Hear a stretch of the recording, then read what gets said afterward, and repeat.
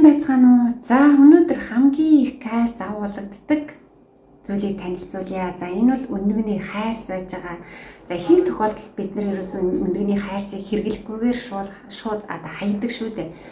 За тэгвэл өнөөдрөөс эхлээд бүгдээ хаяхгүй. За өндөгний энэ хайрсанд маань бол хамгийн их кальц агуулгаддаг. Ер нь бол 95% нь кальцийн карбонат байдаг. За үлдсэн хувьд нь уурга, магний, фосфор, калий агуулгаддаг гэж хэлдэг. За тэгэхээр хамгийн гол нь өндөгний хайсаа бүгдээрээ яаж гэрийн аргаар цэвэрлээ. За тэгээд кальц болгож хэрэглэх вэ гэдэг аргыг өнөөдөр та бүхэндээ хэлж өгье. За нэгдүгээрт өндөгнийхөө хальсыг ингээд хангалчихсан байгаа нь өндөгнийхөө хальсыг аль болох ингэж жижиг бутран биш юм томоор нь байлгах хэлчих хэрэгтэй. Ийм томоор нь. За ингээд энэ дотор нь байдаг өндөгний нөгөө хальс гэж хэлдэг шүү дээ. Тэ нэмгэн энэ бүрхүүл. За энэ ингээд би авч जैन тэ энэ. За энийг нь ихлээр сайхан ингээд авах хэрэгтэй. Энэ дотор талынх нь энийг. За ингээд авсныхан дараа за энийг нь болохоор би авчихсан байж байгаа. За ингээд хуулаад за тэгэхээр ингээд авчихсныхаа дараа за энийхээ мөн ингээд аль болох сайхан ингээд бас хугалалгүйгээр тийм үү жижиглэхгүйгээр ингээд эвтэйхэн сайхан усанд угаана. За усанд угаахынхаа тулд эхлээд нэг 10 минут сайхан төмпөнд хийгээд за ганцхан өндөгний хальс биш шүү дээ. Та нар маань нэг 10 ч юм уу 20 ч юм уу тийм ингээд цуглуулж агаад за тэр юунуудаа сайхан төмпөн дотор ус хийгээд за усан дотроо нэг амны халбгаар 2 том тийм юу хийх хэрэгтэй. Сод гэж хэлдэг шүү дээ. За сод хийн.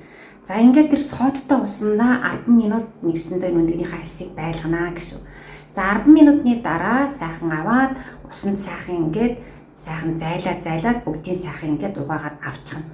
За ингээд авсныхаа дараа 2 дугаарт нь 5-аас 10 минут сайхан усанд буцалгаж нэгсэндөө энэ өндөгний хальсыг сайхан ариутгана гэсэн үг хайрсыг.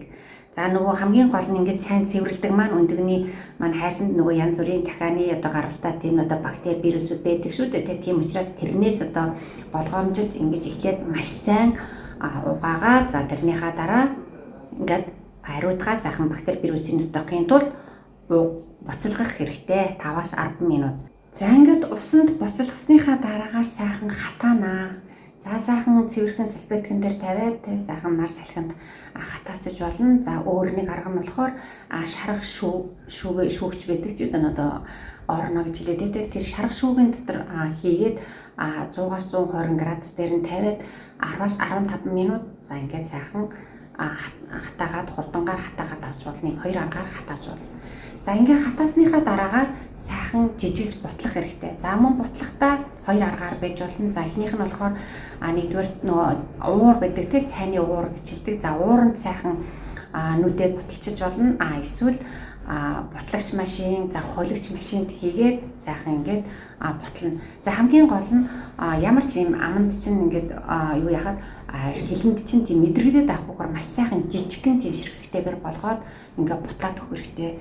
За нэг ингээд бутлаад өчгснийхоо дараа тэр сайхан нундгаа ийм барины шилэнд хийгээд сайхан ингээд агаар горчинд сайхан хийгээд ингээд таглаад за тэгээд хадгалнаа гэсэн. За тэгээ яаж хэрэглэх вэ? За тэгэхээр өдөрт нэг юм амны том халбагнаас ер нь бол илүү ихээр хэрэглэж болохгүй. За ер нь бол амны ийм том халбаг тэр кальц өндөгний чинь юуг бол тэр нундгийг бол ер нь бол нэг 1000-1200 мг-ийн кальцийн тунг агуулдаг гэж хэлдэг. Тэгэхээр ерөнхийдөө аль болох та нар маань энэ амны том алганы талаар хэрэглэж болно. Өдөрт нэгсэндээ энэ талыгаа устай найруулаад уучих болно. Эсвэл өөрсдийнхөө идэх гэж байгаа хоол ундандаа сайхан цацаад тэгээд идчихэж болно. Эсвэл таргас үнд найруулаад ч юм уу ингээ холиод идчихэж болно. Өөрсдийнхөө аль дуртай аргаараа ингээд холиод идэж болно. За хамгийн гол нь тун дээрээ маш сайн анхаарах хэрэгтэй шүү. Кальцийн тунг ер нь гэтрүүлжлэхгүй.